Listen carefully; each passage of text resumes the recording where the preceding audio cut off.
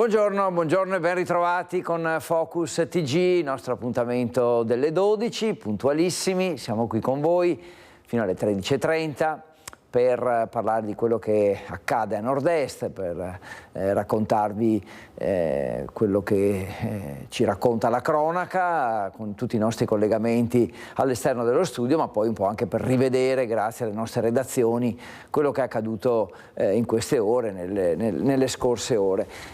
Cronaca che insomma iniziamo già ad affrontare con una notizia di questa mattina. Purtroppo la notizia è quella di un incidente stradale drammatico che è avvenuto lungo la A4 verso le 9 di questa mattina, quindi proprio poche ore fa.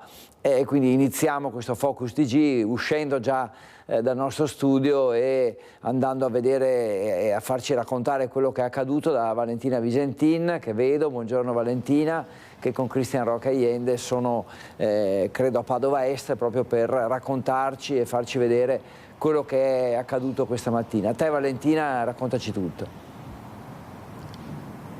Sì, buongiorno Federico. Tra le altre cose, fino a pochi istanti fa dall'altra parte della carreggiata all'uscita dalla direzione verso Milano c'era proprio ancora l'auto che era rimasta coinvolta insieme ai due auto articolati nel tremendo incidente stradale che è avvenuto poco dopo le 8 questa mattina lungo la A4 in direzione Milano tra il casello di Padova Est e quello di Dolo all'altezza dell'area di sosta di Arino. Siamo in territorio del comune di Vigonza. Lo schianto tremendo, un'auto, una monovolume, è rimasta schiacciata tra i due auto articolati e purtroppo è deceduta la conducente dell'auto. Si tratta di una donna. Vani i soccorsi che sono arrivati dall'ospedale di Padova con l'elicottero che poi ha trasportato invece in ospedale a Padova uno dei 3 feriti. Gli altri 2 invece sono stati portati in ambulanza a Dolo.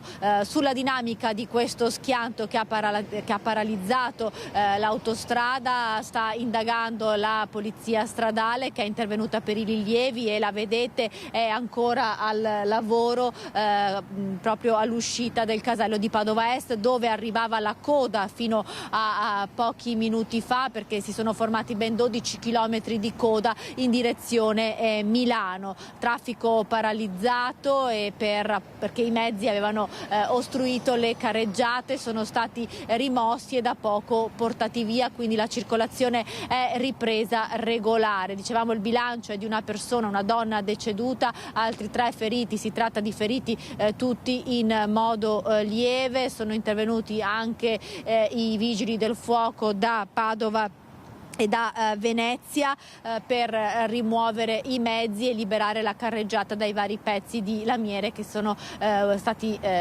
finiti sull'asfalto. Per ora la circolazione è ripresa regolare. Ovviamente maggiori dettagli su questo incidente nelle edizioni serali dei nostri telegiornali. Intanto da Padova Est è tutto, linea allo studio.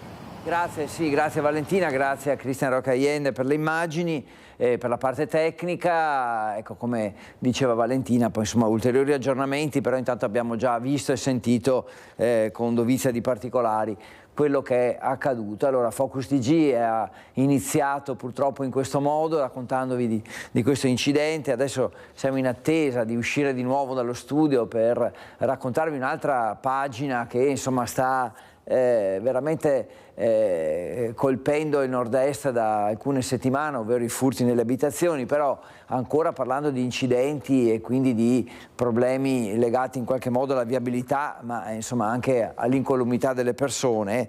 Dobbiamo registrare un grave incidente questa mattina sulla superstrada pedemontana veneta all'altezza dell'ingresso del casello Montebelluna in direzione di Vicenza.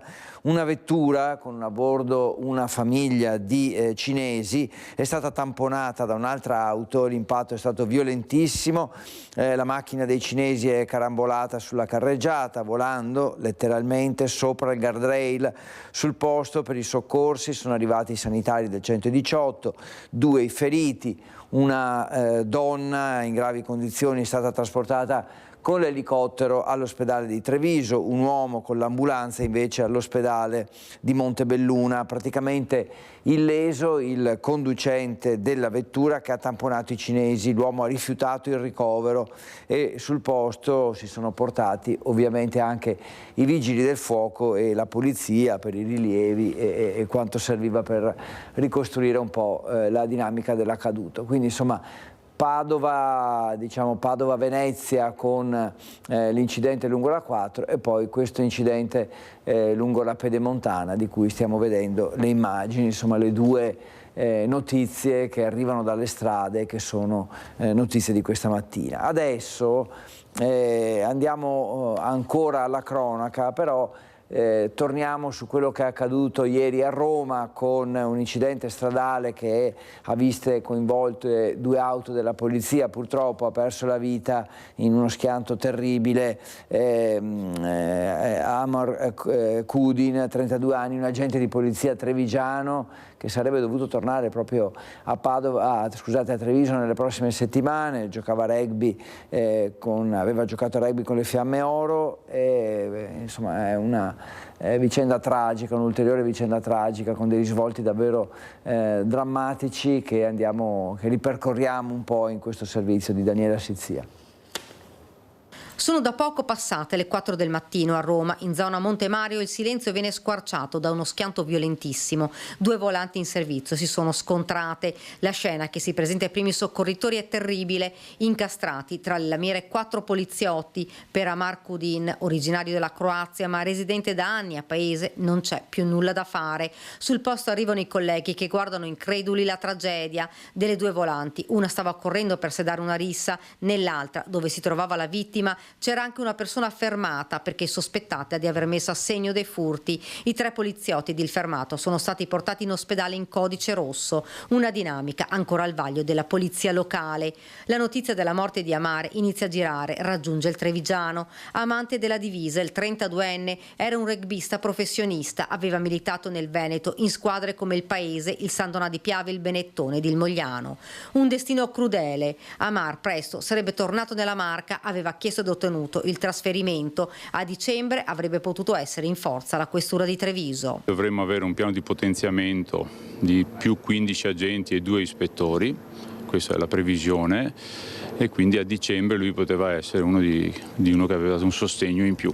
Voleva stare vicino alla mamma, vedova di guerra, e alla sorella che abitano a Paese a pochi passi dal municipio. E poi il sogno, quello più bello, voleva sposarsi presto con la fidanzata residente a Canizzano. Tanti sogni e progetti, tutto si è fermato lungo quella strada all'alba durante il servizio. Abbiamo perso un collega, spiega Casagrande, aveva scelto di stare in volante per dare una mano ai cittadini. Una fatalità, non possiamo, 2 interventi sicuramente distinti e separati, e l'incrocio probabilmente bisogna vedere le dinamiche, soprattutto quanto al vaglio di chi sta seguendo le indagini del caso, e capire come mai su un incrocio, quello che può essere stato, ci sia stato questo scontro tra 2 macchine in servizio. Tanti messaggi di cordoglio dal Presidente della Repubblica Sergio Mattarella, dalla Presidente del Consiglio Giorgia Meloni, dal Governatore del Veneto Luca Zaia. Sotto shock è la comunità di Paese, dove il 32enne aveva vissuto fin da bambino. Esprimo a nome mio, dell'amministrazione comunale e dell'intera comunità di Paese un profondo cordoglio ai familiari dell'agente Amar Kudin, tragicamente deceduto questa notte in un fatale incidente. Esprimo anche la mia vicinanza ai colleghi feriti e a tutto il corpo di polizia. È veramente una vicenda tragica e che lascia tanta tristezza e tanta amarezza per quello che è accaduto anche in noi, ma naturalmente ancora di più in chi lo conosceva, che conosceva Amar, che aveva giocato a rugby fin da bambino, aveva giocato in tante squadre qui nel Veneto prima di trasferirsi a Roma con le Fiamme Oro, una carriera sportiva che pensava di poter chiudere tornando in quel club che l'aveva visto crescere. Il Paese è uno dei club che più, diciamo, a livello proprio nazionale hanno un settore giovanile che è davvero un fiore all'occhiello, e lì era cresciuto proprio questo ragazzo. Sentiamo un po' qualche ricordo. Sul tavolo la maglia con il numero 2 è quella di Amar Kudin, che oggi i compagni di squadra del paese e i dirigenti della società stringono forte come a non volerlo lasciare andare, troppo dolore, una famiglia, quella del paese rugby, che non riesce a capacitarsi di una tragedia tanto grande. Personalmente lo conoscevo veramente da bambino, mio papà è stato il suo primo allenatore storico e ha giocato con noi dagli 8 anni fino all'anno scorso. Lo aspettavamo che a breve potesse tornare con noi. L'anno scorso, nonostante prestasse servizio a Roma, aveva voluto giocare con il paese arrivando dalla capitale prima delle partite. Questa notizia è drammatica, sì, per noi, per la società, per i suoi compagni, penso anche per la comunità di paese, perché è una famiglia molto conosciuta qui a paese. La voce si incrina, le lacrime si fermano in gola. Sapere che un ragazzo, tra l'altro, lui doveva sposarsi fra un po' e aveva un suo compagno di squadra che doveva fargli da compare, quindi capisci che oltre all'aspetto agonistico, l'aspetto sportivo, c'era quello umano che lui era molto stimato e conosciuto in tutto il paese. Purtroppo la telefonata di questa mattina è stata terribile e non si hanno tante parole. Ricordo Amar come un ragazzo splendido. Aveva giocato anche con la maglia della nazionale, con le Fiamme Oro e poi con il paese, il Mogliano, il Sandona di Piave e il Benetton Rugby. Un ragazzo molto disponibile, tranquillo, aveva il senso del dovere, un ragazzo che alla fine era ben voluto da tutti proprio per il suo carattere e la sua disponibilità. È stato un ragazzo che abbiamo voluto, avevamo richiesto dal rugby paese perché venisse a giocare qui con i nostri giovanili, da dove dopo è partito per tutto il suo percorso di giocatore seniores. E che dire, è stata una notizia tragica veramente. Uno di quei ragazzi che vorresti avere sempre in squadra, disponibile, educato, rispettoso delle regole. Si stava creando un futuro oltre allo sport. Fra 15 giorni il paese scenderà in campo con il lutto al braccio, ma la Federazione Italiana Rugby sta già pensando ad iniziative per ricordare Amar. E sui social, da parte delle squadre, dei compagni, tanti messaggi di affetto e vicinanza alla famiglia. Quindi seguiremo anche nei prossimi giorni la vicenda e come insomma sarà organizzato l'ultimo saluto a questo ragazzo.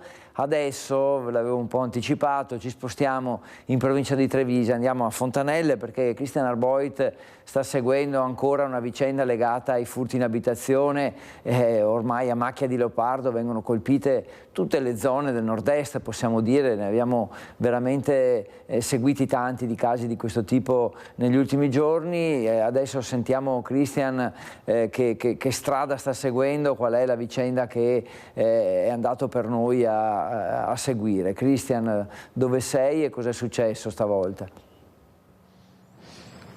Sì, Federico, buongiorno da Fontanelle, anche da parte di Francesca Pezzo che sta curando la parte tecnica. Più che di furti questa volta ti devo parlare di una rapina aggravata, di un fatto estremamente violento che è accaduto domenica sera alle 8 in questo condominio di via Auterive. Siamo a ridosso del centro di Fontanelle. Alle 8 della sera che cosa succede? Succede che ci sono questi malviventi che entrano in azione in un appartamento, i proprietari sono fuori casa in quel momento, scatta l'antifurto, i due ladri si mettono in fuga ma vengono intercettati da due vicini di casa che vengono pesantemente malmenati e che nelle ore successive dovranno ricorrere anche alle cure del pronto soccorso. Si tratta per questo condominio della seconda visita in una sola settimana. C'è paura, c'è esasperazione tra i residenti dell'area perché per l'appunto non parliamo di un semplice furto per quanto fastidioso, ma di una rapina aggravata e quindi di violenza sulle persone.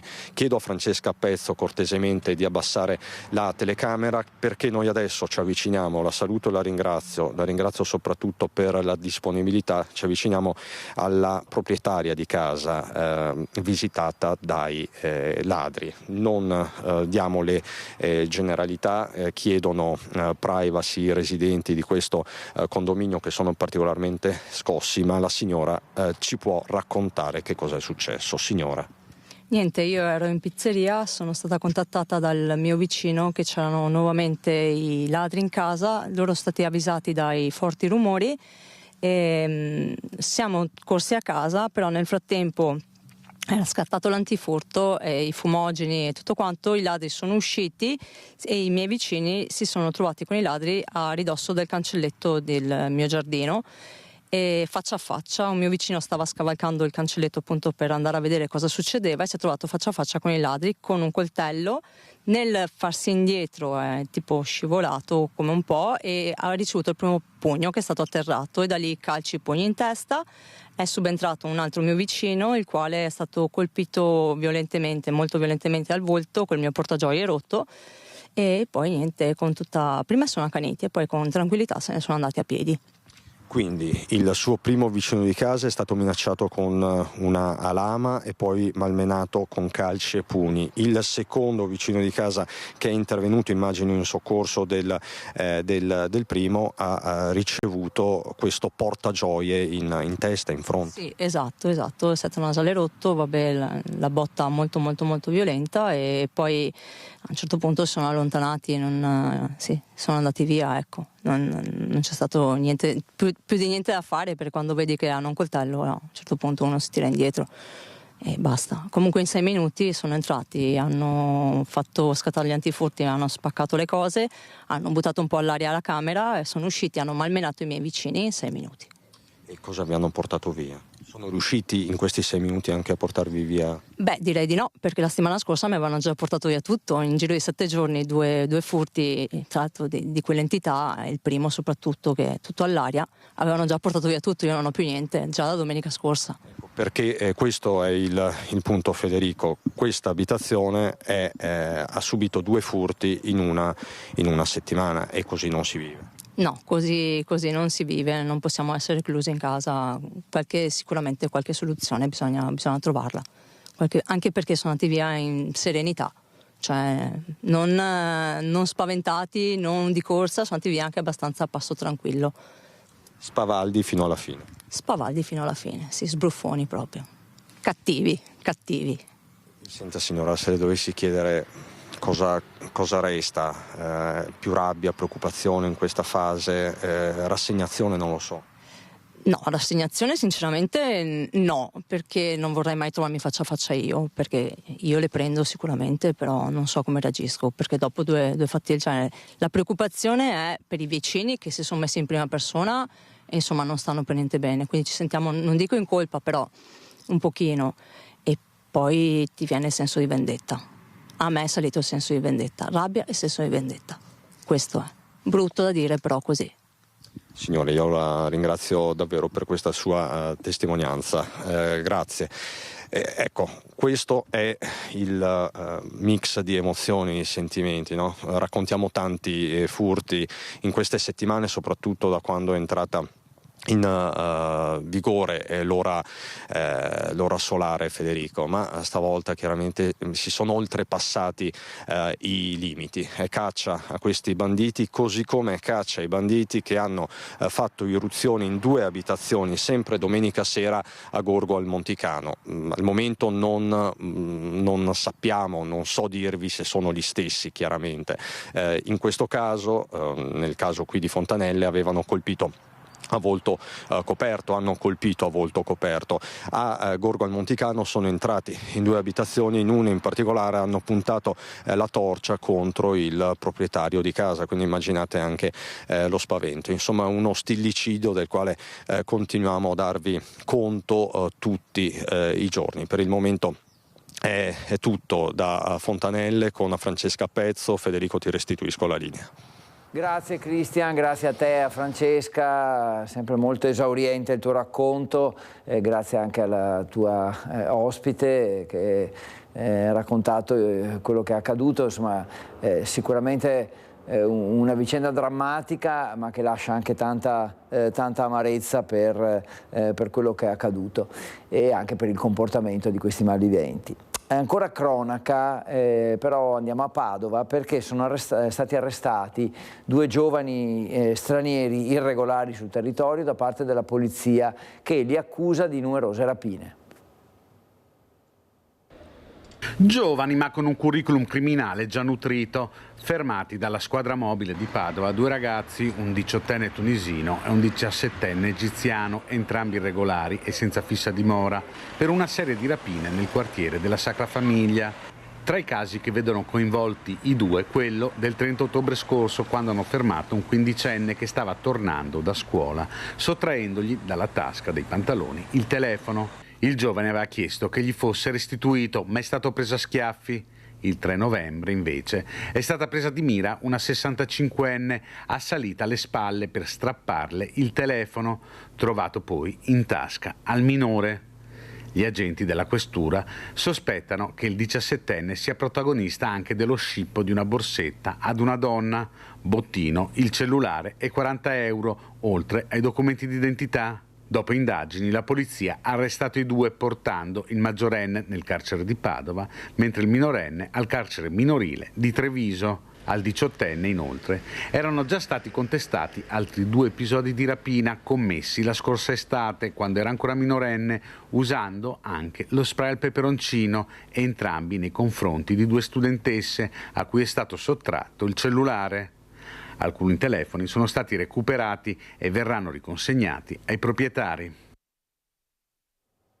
Adesso ancora cronaca, ma ci spostiamo in Friuli Venezia Giulia, per la precisione a Pordenone, dai nostri colleghi di TV12 che ci raccontano di un arresto convalidato per un ragazzo che ha accoltellato il padre a Prodolone di San Vito al Tagliamento, e questo ragazzo sarà trasferito dalla comunità dove si trova in carcere a Treviso, quindi insomma c'è un certo collegamento tra queste 2 regioni. Sentiamo. Il GIP del Tribunale ha convalidato l'arresto del ragazzo di 14 anni che nella serata del 15 novembre scorso a Prodolone, frazione di San Vito al Tagliamento, ha accoltellato il padre al culmine di un litigio nell'auto di quest'ultimo. Secondo quanto stabilito dall'autorità giudiziaria, l'adolescente sarà chiuso nel carcere minorile di Treviso. Per il momento si trova in una comunità protetta. Il ragazzo era presente al momento dell'udienza di convalida e, secondo quanto si è appreso, ha risposto alle domande che gli sono state poste ed è stato collaborativo. Intanto sarebbero in miglioramento le condizioni del padre, che è in via di guarigione dopo essere stato ferito con 4 coltellate. L'adolescente sarebbe un ragazzo molto studioso, con un alto rendimento scolastico, e nulla avrebbe mai fatto ipotizzare che potesse nutrire un rancore così profondo nei confronti del padre, tale da colpirlo con un coltello. I genitori sono separati da tempo e l'uomo si sarebbe ricostruito una nuova famiglia. Si tratta di persone molto note nella zona e tranquille. Grazie ad Omar Costantini, nostro collega, che ci ha raccontato di questa vicenda. Adesso insomma alleggeriamo un po' la situazione andando a Venezia, dove comunque parliamo di un aspetto della nostra vita che non è poi così sereno, però è l'impegno del comune diciamo, ad affrontare e a risolvere i pericoli e le difficoltà dovute al freddo che hanno magari le persone più fragili, il cosiddetto piano freddo che il Comune di Venezia attiva, fa partire. Allora facciamoci raccontare da Ilaria Marchiori esattamente di che cosa si tratta. Ilaria. Assessore Venturini, il Comune ha deciso di attivare il piano freddo viste anche le temperature che ormai sono già abbastanza rigide. Come ogni anno con l'arrivo del freddo il Comune avvia appunto il progetto Piano Freddo, 20 operatori a disposizione dell'utenza che vive sulla strada, che garantisce 35 posti di accoglienza presso la Casa dell'Ospitalità e unità di strada che gira tutta la notte tra Venezia e Mestre per garantire sostegno, accoglienza e monitoraggio dell'utenza che invece sceglie di restare sulla strada e non vuole essere accolta in dormitorio per 1000 motivi. Parliamo di un'utenza alle volte complessa e complicata e quindi è anche importante avere più servizi a loro disposizione. Sono circa un centinaio le persone che intercetteremo durante questa emergenza freddo, che sono le persone che vivono in strada, nei portici, negli angoli, nelle panchine, nei giardini e che ovviamente col freddo sono particolarmente a rischio. E questo servizio prevede ovviamente 20 operatori a loro disposizione, un investimento importante da parte dell'amministrazione comunale, con una novità quest'anno: più giorni, quindi finirà il 21 marzo, partirà il 1° dicembre, anche se da qui al 1° dicembre abbiamo potenziato i servizi di unità di strada, e perché inizia a essere freddo, e poi la figura di un tutor che accompagnerà durante queste accoglienze le persone all'accesso ai servizi sanitari o per fare i documenti o per andare all'INPS o per altre situazioni di bisogno, perché lo scopo non è solo offrire un letto e un posto caldo, ma è offrire anche un percorso di inclusione e di accoglienza. Sono 28 le persone senza dimora che nell'ultimo triennio dalla strada sono transitate a un'autonomia abitativa grazie a un progetto sperimentale dell'amministrazione comunale. Questa amministrazione negli ultimi 9 anni ha triplicato gli investimenti a disposizione delle situazioni di vulnerabilità, perché riteniamo che risolvere e aiutare questo tipo di utenza migliori anche la situazione in città, migliori anche per tutti la situazione anche nelle strade e nei condomini. Quindi un intervento importante. Interessante anche vedere come tra questi 20 operatori che durante questi 110 giorni lavoreranno in strada e in struttura, 5 sono persone senza dimora che vengono da un dormitorio e che sono state contrattualizzate, quindi iniziano a fare un percorso lavorativo e daranno un servizio a tutte le persone che sono sulla strada. Perché questo? Non solo per dare un aiuto a loro, ma perché sono persone che conoscono meglio di tutti gli altri i bisogni e anche il modo di comunicare con questo tipo di utenza. Quindi avere persone ex senza dimora che vengono appunto contrattualizzate per dare un'assistenza anche alle persone su strada. Ecco, infatti spesso negli ultimi anni il Comune, anche non solo per quanto riguarda il piano freddo, ma ha proprio attuato questo sistema di aiuto, ovvero sì, diamo la possibilità di un letto, di un pasto, però anche la possibilità di potersi includere e magari iniziare anche esperienze lavorative. Sì, uno sportello lavorativo è sempre attivo per questo tipo di utenza. Lo scopo è appunto non solo far sedere le persone, dare una coperta e un pasto caldo. In alcuni casi è vero, puoi fare solo quello perché l'utenza è particolarmente complessa, ci sono anche situazioni di età avanzata, di disabilità, di malattia, ma chi può, chi è ancora insomma giovane e ha la possibilità di riscattare la sua vita, lo sproniamo a farlo, perché lo scopo non è appunto accompagnare perennemente in un assistenzialismo che non è virtuoso, ma garantire a queste persone anche una seconda chance nella vita, ovviamente con tutti gli aiuti del caso, però l'importante è farlo presto, perché più una persona resta in quella condizione o in strada o in dormitorio o in situazione di bisogno, ecco, perde progressivamente la capacità poi di rimettersi in gioco. Lo scopo nostro è intervenire il prima possibile e provare a aiutare questa persona a rimettersi sui binari ovviamente lavorativi e binari dell'autonomia abitativa. Sono molti progetti oggi in essere che si rivolgono a un'utenza fragile, che è sulla strada o a rischio di finire sulla strada, offre a loro un percorso lavorativo con i lavori di pubblica utilità, i lavori socialmente utili, e poi li accompagna anche in percorsi di autonomia abitativa, in alcuni casi in situazioni di co-housing ovviamente, perché poi dare una casa a una persona che non è capace di gestirla sarebbe anche inutile o dannoso, e vengono accompagnati e monitorati da personale e operatori qualificati in questo percorso. Ecco, 30 persone negli ultimi anni sono riusciti a transitare dalla strada a una situazione di lavoro e di autonomia abitativa, e credo che sia un numero piccolo se lo guardiamo nel contesto italiano, ma molto significativo perché è uno dei progetti meglio riusciti a livello europeo. Ecco, su questi numeri ringraziamo l'assessore Venturini. Ricordiamo, il piano freddo sarà attivato dal 1° dicembre al 21 marzo 2025. Grazie Ilaria, grazie per questi aggiornamenti e anche all'assessore Venturini naturalmente. Cambiamo completamente argomento, andiamo nel Bassanese, andiamo in particolare a Rozzo, perché in località Campo Rosà cosa è successo? Purtroppo ancora i lupi in azione con dei cani predati, vediamo. Ieri è stata una giornata bruttissima. È tanto il dolore di Federica Capriz, consigliera comunale di Rozzo, padrona, assieme al fratello, di 4 cagne da caccia, una mamma con 2 cucciole e una più anziana.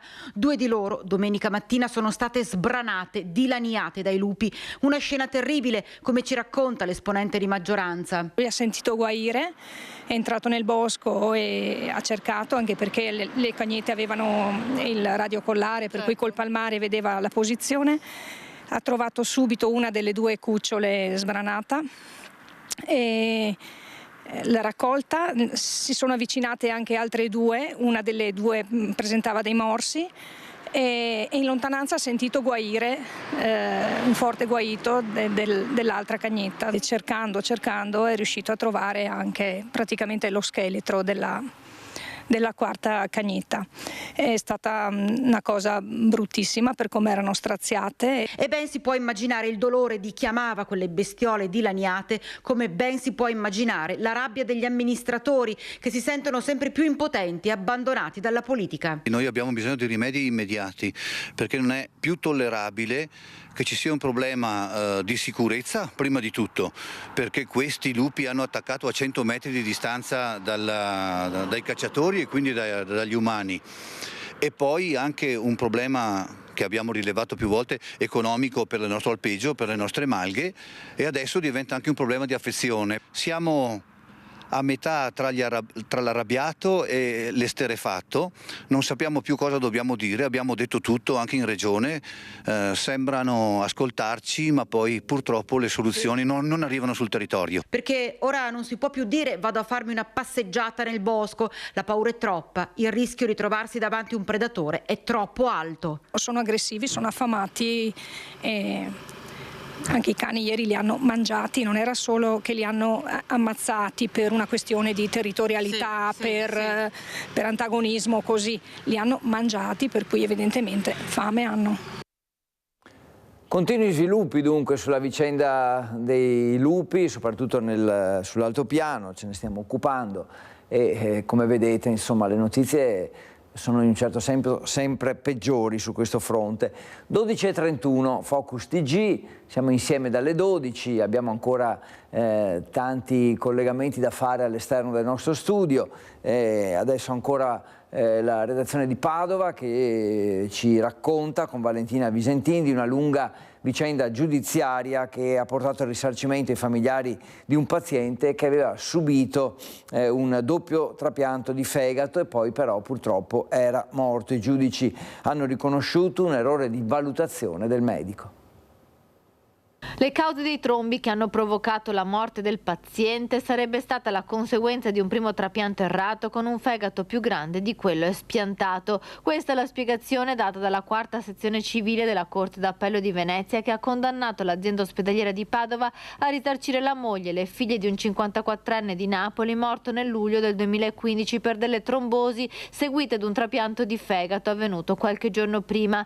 Per i giudici ci sarebbe un legame tra i fenomeni trombotici e l'intervento di trapianto e hanno così stabilito un risarcimento di 847.000 euro. L'organo trapiantato al 54enne napoletano affetto da gravi patologie al fegato era troppo grande. Dopo l'intervento durato 11 ore, il paziente ha avuto delle complicazioni che hanno portato ad un secondo intervento di ritrapianto. La situazione peggiora a causa di trombi alle gambe. Il paziente alla fine muore il 12 luglio del 2015. La famiglia fa un esposto che per ben 2 volte viene archiviato. Una consulenza e l'insistenza della moglie del 54enne fa però arrivare il caso in appello e poi la sentenza che ritiene che la grandezza del fegato trapiantato fosse eccessiva rispetto a quello espiantato e che quindi abbia provocato le complicazioni e il decesso del paziente. Grazie Valentina Visentin per questo racconto. Adesso andiamo ancora in Friuli Venezia Giulia, Udine, perché come anticipato la scorsa settimana dai nostri colleghi di TV12 ci sono degli indagati nel fascicolo aperto dalla Procura di Udine sulla tragedia del Natisone. Ricorderete l'ipotesi di reato è omicidio colposo in concorso. Allora riepiloghiamo un po' quello che è accaduto. È un risultato importante, cioè è una prima verifica importante di quello che noi come familiari delle vittime ipotizzavamo, cioè che ci fosse stato un ritardo nei soccorsi e che qualcuno possa o debba essere responsabile di questo ritardo. In questo momento ci sono o c'è un indagato, e non sono in grado di dirle né chi né quanti. Certamente è il primo passo di un'inchiesta che potrebbe portare a un rinvio a giudizio, potrebbe portare anche a un'archiviazione naturalmente. Tenga conto che il termine in generale per le indagini preliminari inizia dal momento della iscrizione nel registro degli indagati, nel registro notizie reato, quindi a voler essere strutturati le indagini sono appena iniziate, ecco. Quindi il termine per il compimento delle indagini a carico di qualcuno decorre dal momento in cui questo qualcuno viene iscritto nel registro degli indagati. L'interlocuzione con la Procura è stata costante perché noi abbiamo affidato alla Procura di Udine la nostra fiducia nella serenità che stiano compiendo un immane sforzo con tanti atti di indagine per verificare se ci sono state responsabilità. Quindi l'interlocuzione è costante nella misura in cui noi siamo spettatori fiduciosi del lavoro che devono fare altri. Questo era un po' il riassunto di quello che è accaduto da un punto di vista giudiziario, però ci sono le novità, cioè la conferma che arriva che da parte delle famiglie, degli avvocati che seguono le famiglie dei 3 ragazzi morti nel fiume, perché l'avvocato di 2 di loro ha un po' aggiornato la situazione. Vediamo.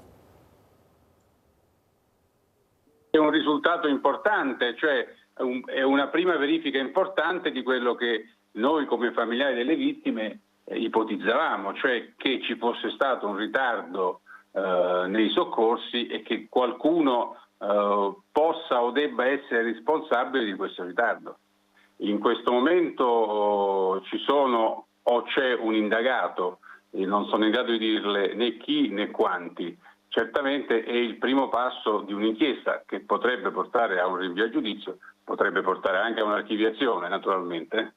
Tenga conto che il termine in generale per le indagini preliminari inizia dal momento della iscrizione nel registro degli indagati, nel registro delle notizie di reato, quindi a voler essere strutturati le indagini sono appena iniziate, ecco.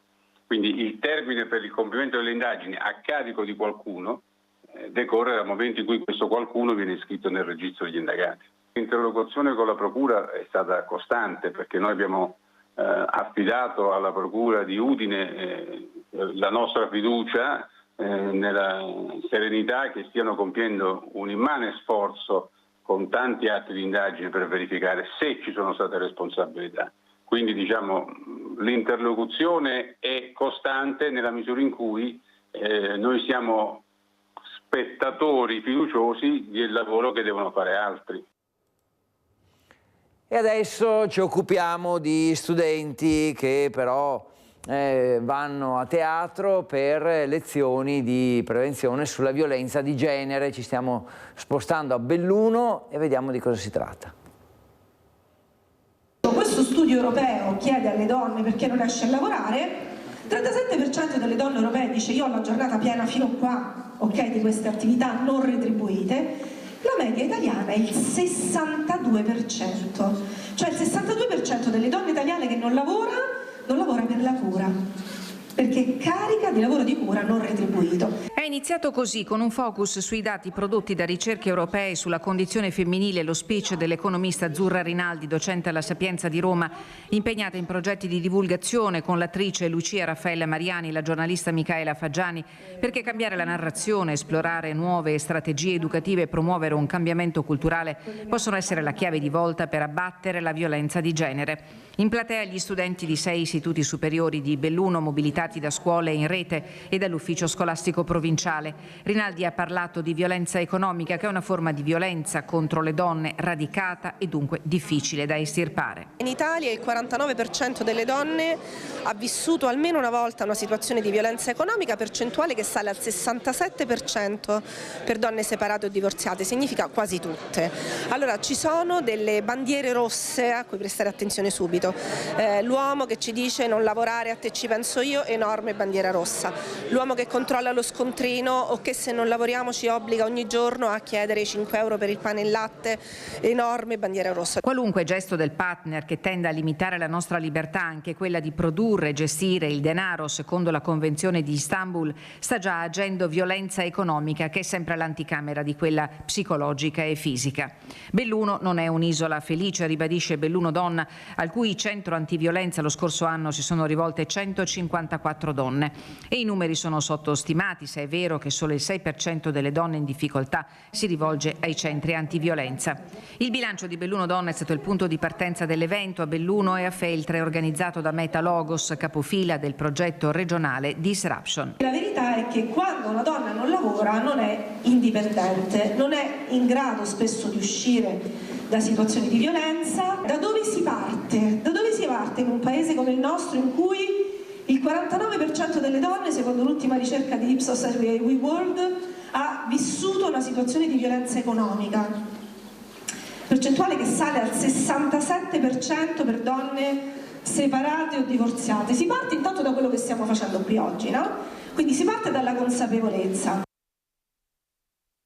Questo viaggio a Belluno, adesso torniamo alla cronaca, lo facciamo andando a Bassano perché le segnalazioni dei cittadini e le immagini delle telecamere di videosorveglianza hanno consentito alle forze dell'ordine di individuare e fermare la vettura utilizzata da una banda di ladri che ha colpito anche il territorio di Rossano Veneto. Quindi andiamo nel Bassanese e ci colleghiamo con Mirko Cavallin che ci racconta tutto. Buongiorno Mirko, dici anche con chi sei perché non me lo sono segnato. Buongiorno Federico, è con me il vice sindaco e assessore alla sicurezza Paolo Trentin. Anche Rossano non esente da furti in abitazione, tanti in quest'ultimo periodo, però insomma almeno una novità c'è perché come dicevi questa vettura è stata trovata. In che modo? Assessore ci racconta cosa è successo. Allora guardi, mi permetta per iniziare di esprimere la solidarietà a nome mio, del sindaco e dell'amministrazione ai nostri concittadini che hanno subito i furti o che hanno subito i tentati furti, perché alla fine le sensazioni che si provano quando qualcuno entra in casa tua e tocca le tue cose o tenta di entrare in casa tua sono veramente spiacevoli. Detto questo, anche grazie alle loro segnalazioni fatte ai carabinieri o alla polizia locale del nostro comando, le loro segnalazioni hanno consentito di identificare l'auto e di far scattare ieri sera intorno alle 18 l'allarme alla nostra videosorveglianza. Allarme scattato appunto verso le 18 che ha permesso di dare via un'operazione congiunta tra carabinieri e polizia locale fin a restringere il cerchio intorno alla macchina dei malviventi che l'hanno abbandonata e si sono dati alla fuga a piedi. Quindi non c'è stato tecnicamente un inseguimento, è stata diciamo individuata? No, da quanto mi risulta no, è stata individuata dalla nostra appunto impianto di videosorveglianza che dà ovviamente l'allarme e scattata l'operazione con forze di carabinieri e polizia locale in Borghese che hanno appunto ristretto il cerchio. Questo è quanto è successo. Ne risulta ci fosse refurtiva a bordo, arnesi? No, da quanto mi è stato detto e quanto posso dire non risulta refurtiva, arnesi molto probabilmente sì. Adesso però questi ladri in fuga probabilmente cercheranno, magari ruberanno un'altra vettura. Questo non si può escludere, però è anche vero che il sistema ha funzionato, il nostro sistema di videosorveglianza, sicché noi speriamo di no, speriamo di no. Speriamo di no, ma purtroppo il periodo è costellato di fatti. C'è una quantificazione di episodi a Rossano? Allora, mi risulta una decina tra furti e tentati furti, un po' sparsi per tutto il paese. Venerdì sera era il lato centro-nord di Rossano, mentre sabato sera e domenica era il lato centro-sud. Purtroppo i ladri non guardano né l'orario né nei limiti, né la presenza dell'armi o addirittura di persone in casa. Grazie all'assessore Paolo Trentin. Da Rossano Veneto con Alessandro Costacurta è tutto. A te Federico. Grazie Mirko, grazie a te ad Alessandro Costacurta. Abbiamo fatto questo punto della situazione diciamo, sulle azioni criminose di questi malviventi, ma sull'ondata di furti che continua sul territorio bassanese abbiamo anche la testimonianza del sindaco di Nove, Luca Rebellato. Sentiamo. Anche a Nove venerdì hanno colpito su un paio di famiglie, una nel quartier Brenta e un'altra nella zona sud del nostro territorio. Mi sono attivato ancora con il comando dei carabinieri locali per cercare di intensificare e con il comandante Menta abbiamo condiviso un programma di pattugliamento del territorio nelle ore serali e le prime ore notturne, periodo in cui c'è la maggior presenza di questi atti. Cosa fare? Avvisare le famiglie nel cercare di lasciare qualche piccolo segnale che ci sia presenza all'interno, perché almeno quello è un piccolo deterrente. Accendere le luci, cercare di essere, tra virgolette, in qualche maniera dimostrare la propria presenza. Non è semplice perché siamo sorvegliati, siamo presi di mira, le forze che abbiamo cercato di mettere in campo sono purtroppo limitate e quello che vorremmo è comunque l'aiuto dei cittadini nel segnalare qualsiasi tipo di movimento che vedete all'esterno. Auto sospette, persone sospette, chiamate i carabinieri e vedrete che loro intervengono nell'immediato. Ancora cronaca dopo questa pagina di furti di cui poi parleremo tra poco nuovamente spostandoci in Friuli Venezia Giulia. Adesso però, rimanendo sul territorio bassanese, vi raccontiamo di questa vicenda perché usavano banconote false da 50 euro per acquistare orologi preziosi. La polizia di Bassano ha individuato questi truffatori, pensate, in Polesine. Voleva vendere il suo orologio d'oro, ma ha ricevuto come pagamento banconote fasulle da 50 euro, tutte con lo stesso numero di serie. La vittima, residente a Bassano, aveva incontrato lo scorso maggio a Padova i presunti acquirenti, in realtà dei truffatori. Secondo le indagini del commissariato di polizia di Bassano, i presunti autori sono tutti componenti di un unico nucleo familiare residente ad Arquà Polesine. Dopo la perquisizione domiciliare sono stati recuperati, oltre all'orologio denunciato, anche un secondo privo di matricola, varie custodie di una nota marca, più di 1000 banconote false con lo stesso numero di serie, un dispositivo conta banconote e un verificatore di banconote false, oltre a ricevute di compravendita di orologi e altro materiale. Le indagini proseguono per individuare altre possibili vittime della truffa. Dicevo del Friuli Venezia Giulia, infatti ci spostiamo a Trieste a proposito di furti per raccontarvi di questo furto con scasso al mercato coperto nella notte, forzati i registratori di cassa di diverse attività, indagini in corso per individuare i responsabili. Ci racconta tutto Federico De Ros. Furto con scasso nella notte al mercato coperto di Trieste, diverse attività commerciali sono state colpite, registratori di cassa svuotati. I ladri sono entrati rompendo la finestra alle mie spalle, poi si sono diretti all'interno dell'attività commerciale in via Maiolica. Sul posto sono intervenuti gli agenti della Polizia di Stato. Stanotte all'una mi ha chiamato il direttore e dice: io mi trovo al mercato coperto con la Polizia di Stato. La domanda nasce spontanea, tutto che è successo? Dice: sono entrate dei ladri, hanno rubato. Dice: hanno rubato a te e anche agli altri. Ok, ci vediamo a giorno più tardi. E poi sono venuti e ho visto che ci mancavano i soldi, hanno rotto cassa, hanno rotto tutto, su 200 euro. Però sono stati bravi, hanno preso solo soldi grossi, i piccoli no. I piccoli, cioè da 10 centesimi, da 5 centesimi, non l'hanno preso, solo da 2 euro, da 1 euro e 50 centesimi. Sono entrati e hanno fatto il giro di vari posti, tra cui anche il mio. Cosa le hanno rubato? Fondo cassa, abbiamo dovuto lavorare, quindi non è tantissimo, ma è sempre un fastidio. E allora rientriamo da Trieste in studio perché è il momento di una brevissima pausa, poi torniamo con Focus TG.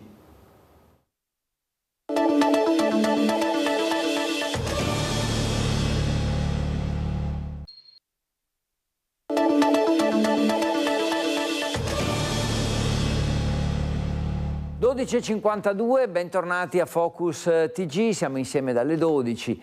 Rimarremo insieme fino alle 13:30, siamo usciti dallo studio, siamo andati a Padova, a Bassano, siamo andati a Venezia un po' per raccontare la cronaca di quello che è accaduto in queste ore, siamo andati in provincia di Treviso per i furti e le rapine che contraddistinguono questi giorni, siamo andati in Friuli Venezia Giulia, adesso vi do una notizia che arriva da Belluno dove 4 minorenni sono stati individuati e denunciati di dei carabinieri per aver rapinato lo scorso settembre un coetaneo dopo averlo circondato e minacciato. I fatti si sono svolti nella zona di Feltre, quindi nel Bellunese. Nelle perquisizioni domiciliari sono stati ritrovati gli indumenti indossati dagli indagati al momento della rapina, rapina che tra l'altro è stata anche ripresa dalle videocamere di sorveglianza. Recuperato l'orologio che la vittima era stata costretta a consegnare ai malviventi e che nel frattempo era stato rivenduto. La cronaca giudiziaria invece che ci porta a Vicenza, perché oltre 90 anni di carcere è la condanna inflitta in primo grado dal Tribunale di San Paolo del Brasile a 4 criminali che uccisero il vicentino Tommaso Lotto nel corso di una rapina finita male. A 12 anni dai fatti è arrivata la sentenza del processo per l'omicidio di Tommaso Lotto, il vicentino di 27 anni che fu ucciso a colpi di pistola a San Paolo del Brasile da una banda di rapinatori che tentarono di rubargli un orologio Rolex. Il Tribunale dello Stato brasiliano ha condannato in primo grado tutti e 4 gli imputati, complessivamente a 90 anni di carcere. Un quinto rapinatore coinvolto nella rapina finita male nel frattempo deceduto nel corso delle indagini. Tutti gli imputati sono stati ritenuti colpevoli a vario titolo dei reati di omicidio, rapina e ricettazione. Una difficile indagine a cui ha contribuito sostanzialmente la Procura di Vicenza, fornendo una serie di intuizioni corredate da dettagli tecnici che si sono rivelati fondamentali per ricostruire i fatti. Il giudice ha riconosciuto la banda colpevole anche di associazione a delinquere. Eccoci qui, nel giorno del primo anniversario del ritrovamento del corpo di Giulia Cecchettin, la fondazione che ne porta il nome è stata presentata a Roma e la cerimonia con papà Giulio e lo shock per le parole del ministro Valditara, che ha collegato l'aumento delle violenze all'immigrazione illegale. Immediata la reazione alle parole del ministro, che è stato duramente criticato sui social. Oggi iniziamo da Giulia. Giulia Cecchettin, con la fondazione che ne porta il nome, spalanca le porte del Parlamento nel giorno del primo anniversario del ritrovamento del corpo. La tragedia che ha strappato la vita a Giulia nel fiore degli anni diventa un'arma potente contro la violenza di genere. Inizia così, con la presentazione della fondazione in collegamento con il Parlamento europeo e le scuole, il cammino del Parlamento verso la giornata del 25 novembre. In collegamento i fratelli di Giulia, Davide ed Elena. In questa sala non ci sono differenze ideologiche. Siamo qui per condividere con azioni concrete, attraverso la fondazione intitolata Giulia Cecchettin, la crociata contro il flagello della violenza di genere. L'introduzione di Giorgio Mulè, vicepresidente della Camera, il messaggio di intima vicinanza a Gino Cecchettin del cardinale Matteo Maria Zuppi. Vi aiuterò, scrive, gli interventi della politica e degli esperti, poi le parole di Gino dirette e potenti come sempre, pur nella loro semplicità. Non possiamo cambiare gli eventi che ci sono capitati, ma possiamo cambiare la nostra reazione a quegli eventi e decidere se contribuire ad aumentare l'odio oppure l'amore, a discapito oppure a favore dell'ecosistema stesso. Per quanto mi riguarda, nel nome di Giulia, io posso solo scegliere di far crescere l'amore, perché questa è l'unica scelta che le assomiglia, l'unica possibile se voglio mantenere viva una parte di lei.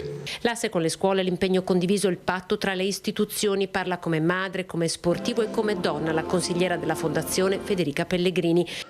Oggi mi impegno non solo come Federica, non solo come donna, ma come cittadina consapevole che il cambiamento parte da ciascuno di noi. È tempo di agire, unite e uniti. Gelo in sala durante l'intervento in videocollegamento del ministro dell'istruzione Giuseppe Valditara, immediatamente criticato dalle opposizioni e sui social per aver negato il patriarcato. La visione ideologica è quella che vorrebbe risolvere la questione femminile lottando contro il patriarcato. E per aver associato il fenomeno dell'immigrazione illegale all'escalation di violenza nei confronti delle donne. Occorre anche non far finta di non vedere che l'incremento dei fenomeni di violenza sessuale è legato anche a forme di marginalità e di devianza in qualche modo discendenti da una immigrazione illegale. E dicevamo pronte le reazioni e le critiche sui social anche da parte di Elena Cecchettin, la sorella di Giulia, su Instagram. Oltre a Deppliant proposto, cosa ha fatto in quest'anno il governo? Perché devono essere sempre le famiglie delle vittime a raccogliere le forze e creare qualcosa di buono per il futuro? Dice solo che forse se invece di fare, propaganda alla presentazione della fondazione che porta il nome di una ragazza uccisa da un ragazzo bianco, italiano e per bene, se ascoltasse non continuerebbero a morire centinaia di donne nel nostro paese ogni anno. Questo scrive Elena Cecchettin dopo la presentazione della fondazione intitolata a sua sorella alla Camera dei Deputati.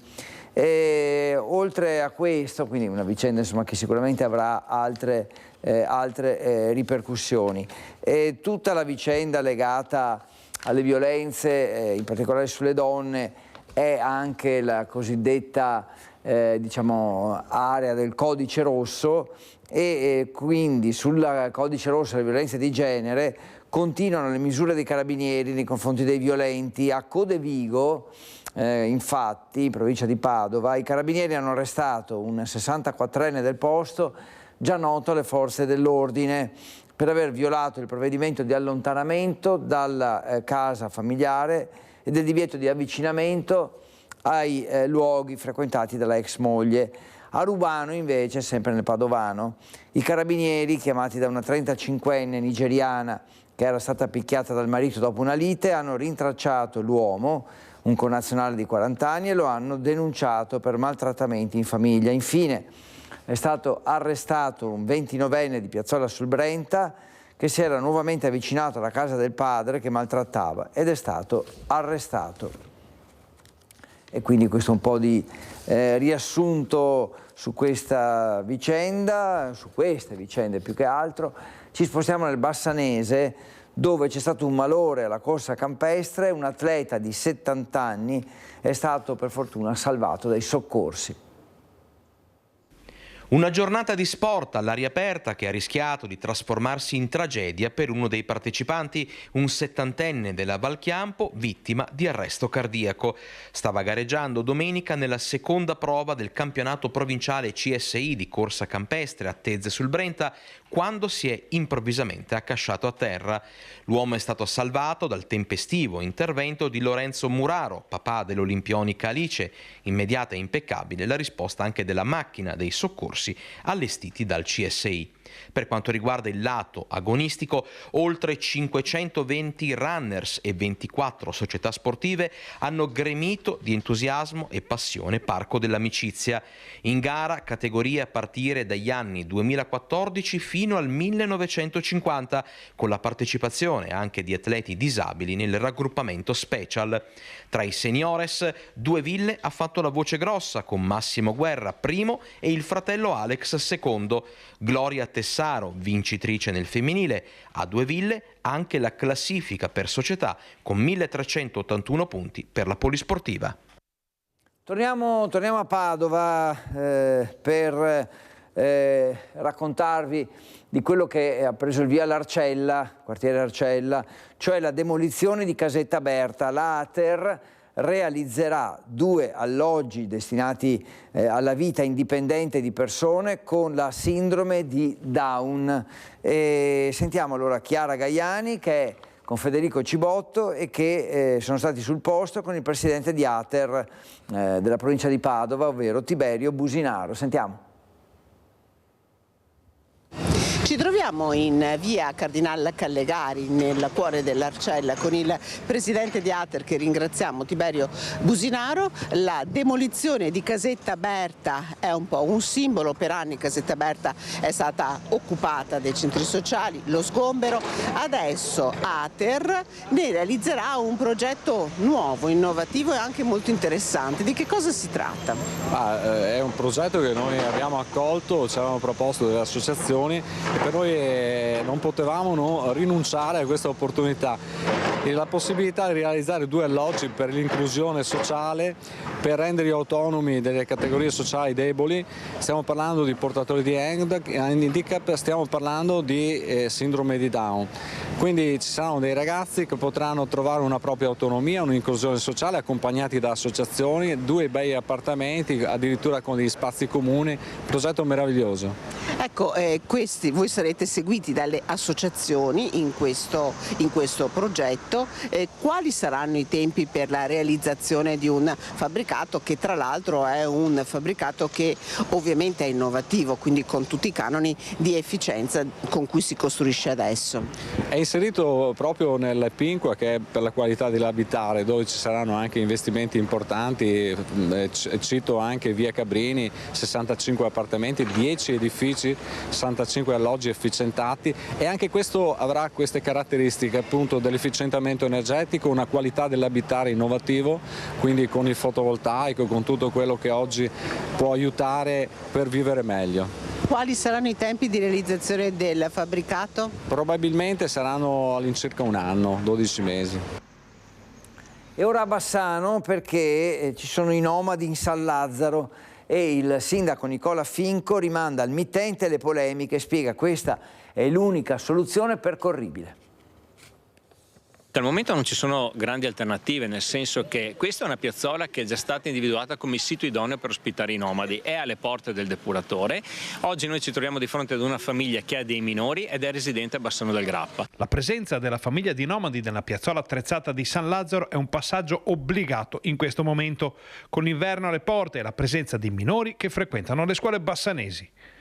Le alternative? Semplicemente, a sentire quel che dice il primo cittadino, non sono percorribili. Le alternative sono o lasciarli per questo periodo di tempo nella piazzola individuata, oppure dargli un alloggio popolare, che non mi sembra il massimo, oppure lasciarli liberi per la città di sostare di settimana in settimana in un quartiere diverso. Quindi noi abbiamo individuato la soluzione migliore, e non capisco veramente queste polemiche, dal momento che avevamo fatto il possibile per coinvolgere anche i rappresentanti del quartiere, ma che evidentemente ha preferito fare altro. Il riferimento è diretto, e come se è diretto, e porta all'indirizzo del consigliere di opposizione Manuel Remonato. Sponda è il momento, che sabato ha dato vita a una conferenza stampa in San Lazzaro accusando l'amministrazione di Nicola Finco di aver deciso di spostare nella piazzola attrezzata del quartiere i nomadi che stazionavano questa estate nel park per caravan dell'area di sosta Gerosa, e di averlo fatto senza avvertire nessuno.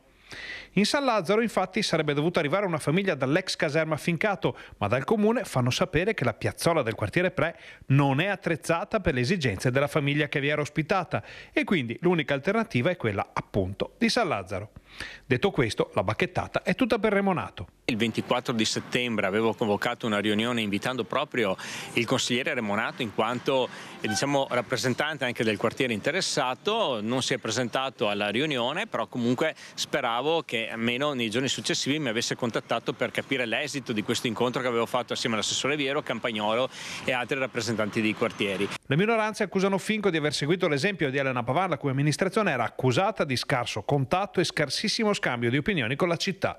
Ma il sindaco non ci sta. Di questo mi dispiace, perché ovviamente noi siamo sempre aperti al dialogo, al confronto. Le porte del sindaco piuttosto che degli assessori sono sempre aperte e disponibili a qualsiasi tipo di confronto e dibattito. Spiace utilizzare le piazze solamente per creare polemiche e malumori che non hanno senso.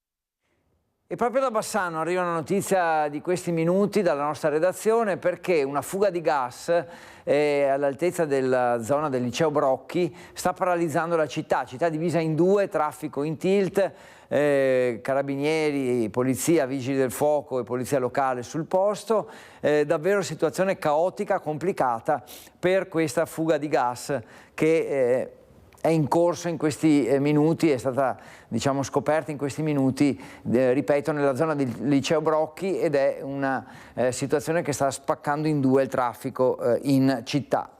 Adesso andiamo a Venezia, perché nuovi dettagli emergono sull'inchiesta Palude in mano alla Procura di Venezia. Ci sarebbero due nuovi documenti e il memoriale di Donadini sulla vendita dei pili. Questa è la vicenda che tutti conosciamo. Due nuovi documenti sequestrati al vice capo di gabinetto del sindaco Derek Donadini sarebbero nelle mani della Procura di Venezia nell'ambito dell'inchiesta Palude, in merito alla presunta trattativa per la vendita dell'area dei Pili. Il primo è stato trovato nel PC sequestrato ed è un memoriale redatto dallo stesso Donadini, anche lui indagato, con le annotazioni degli incontri, sarebbero 3, tra il sindaco e il magnate cinese Wong. Il primo in aprile 2016 in comune, con cartina geografica per indicare l'area dei Pili e davanti ad assessori e altre persone. A dicembre 2017 poi, a casa di Brugnaro, ammesso anche da lui in estate, e in cui secondo la procura la trattativa sarebbe naufragata, secondo i PM, per la richiesta del sindaco di versare 10 milioni di euro a fondo perduto.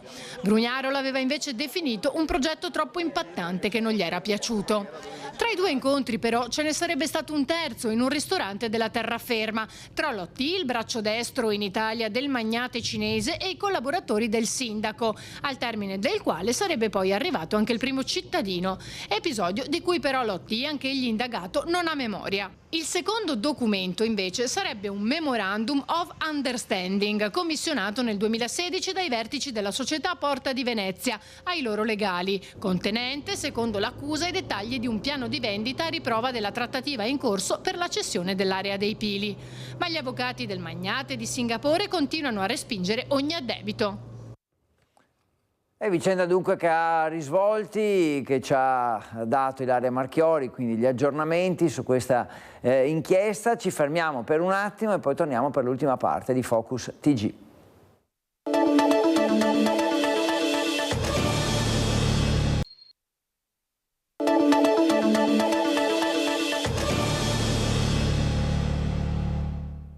e 12 minuti, stavo guardando l'ora di questo martedì 19 novembre, ancora insieme, ancora una ventina di minuti da trascorrere in compagnia. Abbiamo diciamo approfondito in lungo e in largo la cronaca di questo nostro nord-est, di quello che sta accadendo in queste ore, uscendo dallo studio. Vi ho dato delle informazioni, delle notizie anche dell'ultimo minuto. Adesso andiamo invece all'ex macello di Prato della Valle a Padova, per vedere questa nuova sala comunale polivalente che è stata aperta e che può essere utilizzata liberamente da cittadini e turisti. Questo è un nuovo salotto letterario a disposizione della città e dei padovani. Qui è una sorta di sala Rossini guardando il Pedrocchi, no? È ovvio che siamo sopra Prato della Valle, abbiamo una finestra che si affaccia da un'altezza incredibile e una percezione unica di Prato della Valle, quindi questo luogo sarà molto amato, mi auguro. Eccola la nuova sala civica dell'ex Foro Boario di Prato della Valle, una nuova sala comunale polivalente ricavata al secondo piano dell'ex macello.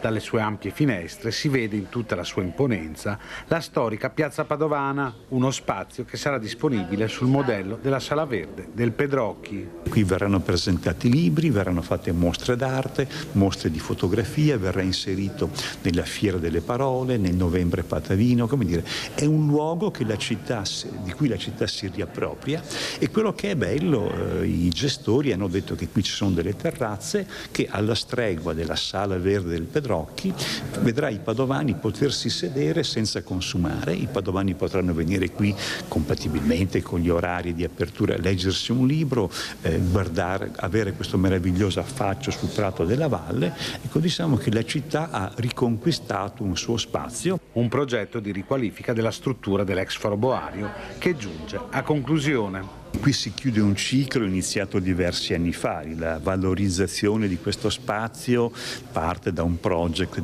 ormai di oltre 10 anni. L'obiettivo era quello di evitare di avere l'ennesimo buco nero in città. Il rapporto con il privato è stato oltremodo soddisfacente, a denotare che i project non vanno demonizzati, ma se gestiti con intelligenza possono produrre effetti positivi.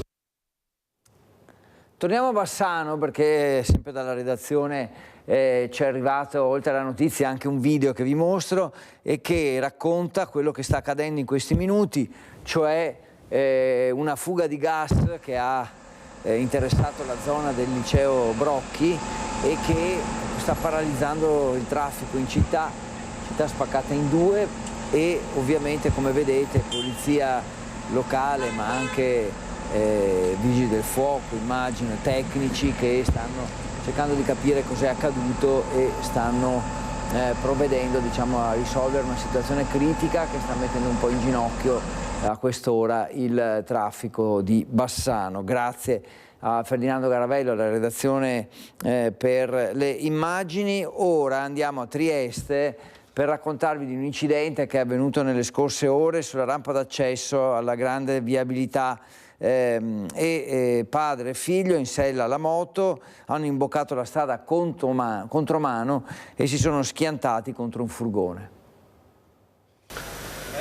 Hanno imboccato la strada contromano proprio quando stava sopraggiungendo un furgone. Il violento impatto è stato inevitabile. Brutto incidente questo pomeriggio sulla rampa d'accesso della superstrada a Valmaura. Padre e figlio, 45 e 15 anni, erano in sella alla moto targata Pola quando hanno preso la strada in direzione Muggia, ma dal lato sbagliato, quello di sinistra. Il padre ha avuto la peggio dello scontro, riportando gravi lesioni alle gambe. Il figlio se l'è cavata con il naso rotto. Poteva essere una tragedia. Illeso il conducente del furgone. Sul posto l'automedica e il 118 per le prime cure. Il giovane è stato portato subito in ospedale mentre è stato necessario immobilizzare in barella il padre prima della corsa in codice rosso verso Cattinara. Per consentire le operazioni di soccorso e i rilievi dell'incidente, la polizia locale ha chiuso l'ingresso della superstrada, così come anche il tratto in uscita, e le auto sono state deviate verso altre direttrici. La strada è stata riaperta poco dopo le 18. Purtroppo non è la prima volta che l'ingresso della superstrada di Valmaura trae in inganno i conducenti che vengono da fuori Trieste. A fine maggio scorso, l'ultimo episodio, un frontale fra due auto, 3 pordenonesi, avevano imboccato lo stesso tratto contromano schiantandosi contro un'altra vettura. Quella volta però ad avere la peggio era stato il conducente che procedeva regolarmente sulla carreggiata. Abbiamo parlato nei giorni scorsi della vicenda del Fondaco dei Tedeschi che pochi giorni fa ha annunciato la chiusura. Siamo in centro a Venezia e ci sono 226 dipendenti che rischiano il posto di lavoro e allora al via i primi tavoli di discussione, di confronto per cercare di salvare quei posti di lavoro.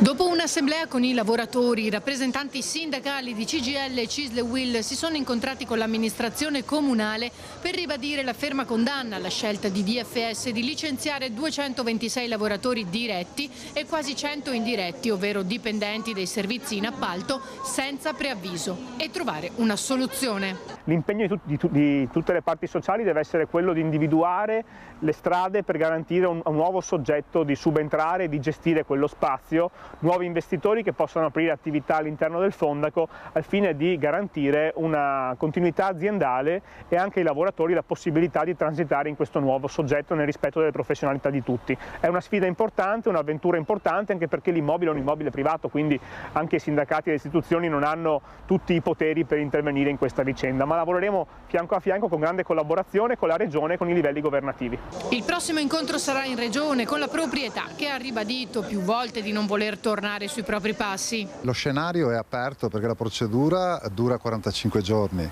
e speriamo che qualche grande società o qualche fondo, anche se abbiamo qualche perplessità, si faccia avanti per poter dire prendiamo questo palazzo in affitto e mettiamo qualche negozio del lusso, però basterebbe anche qualche azienda che operi ancora nel settore del commercio, anche perché questi lavoratori sono lavoratori con alte professionalità, conoscono 2 o 3 lingue, quindi sarebbe importante per la città di Venezia e le famiglie di questi lavoratori veneziani. Per cui gli albergatori si sono già messi a disposizione nell'offrire loro nuovi posti di lavoro. Noi plaudiamo a questa iniziativa, cercheremo in tutti i modi di avere la possibilità di collocare questi lavoratori nell'ambito loro, cioè del commercio puro, però non disdegniamo a questa peculiarità, magari qualche persona che conosce le lingue, che può lavorare in amministrazione o al marketing, però riteniamo fondamentale in questo momento che questi lavoratori possano rientrare nel loro mercato di appartenenza. Torniamo alla cronaca perché sono saltate le partite del fine settimana allo stadio di San Giorgio in Bosco perché un incendio per un cortocircuito ha reso inagibili gli spogliatoi della struttura. Già questa mattina i responsabili dell'ufficio tecnico del comune di San Giorgio in Bosco hanno effettuato i sopralluoghi per ripristinare l'impianto elettrico dello stadio Dino Trento. Sabato pomeriggio l'incendio verso le 13, a dare l'allarme alcuni ragazzi che uscivano dalle vicine scuole medie che avevano notato del fumo uscire dagli spogliatoi.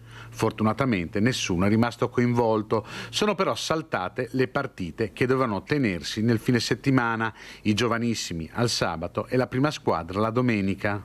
In base all'entità degli interventi necessari, ha fatto sapere il presidente Luigino Brugnaro, capiremo come poterci organizzare per le partite. Il problema principale è proprio il fine settimana, perché per gli allenamenti usiamo già altre strutture.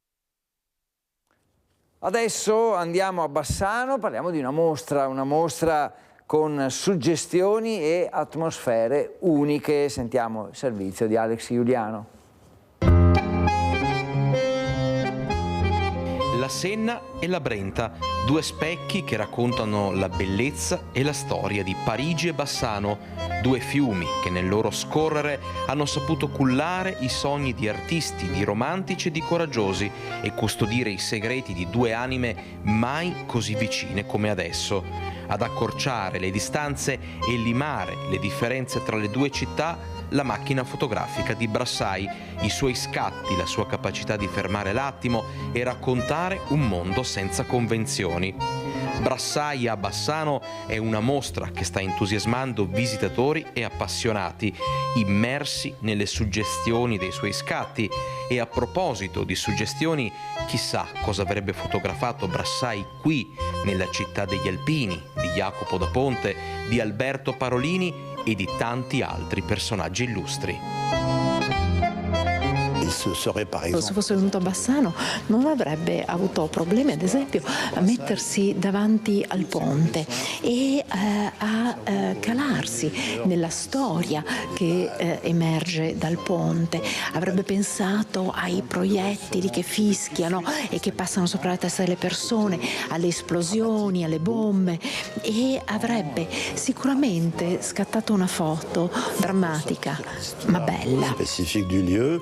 Io avrei visto lui immortalare sicuramente in una serata di nebbia il nostro simbolo, cioè il ponte degli Alpini.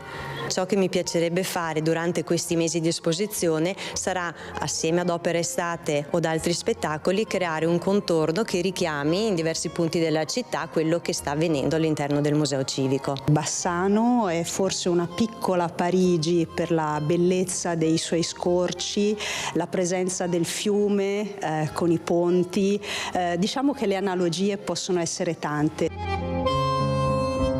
Infinite foto da immaginare, ma intanto godiamoci le oltre 200 reali, vivide, pronte a regalare uno spettacolo che seduce e rapisce.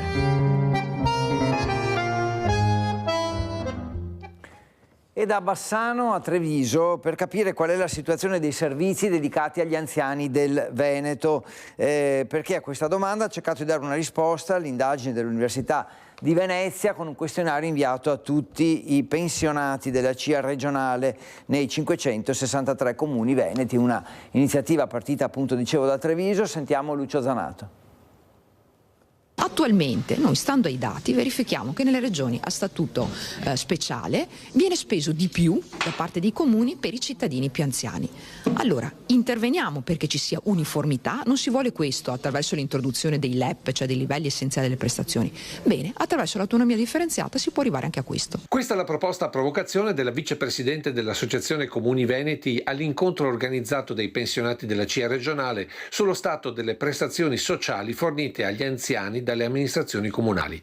Un dibattito partito dallo studio del Dipartimento di Economia di Ca' Foscari, iniziato da un questionario inviato dall'Associazione degli Agricoltori ai 563 comuni del Veneto, che ha fotografato una popolazione sempre più anziana. Secondo lei entro il 2030 è vero che un terzo della popolazione veneta sarà over 65?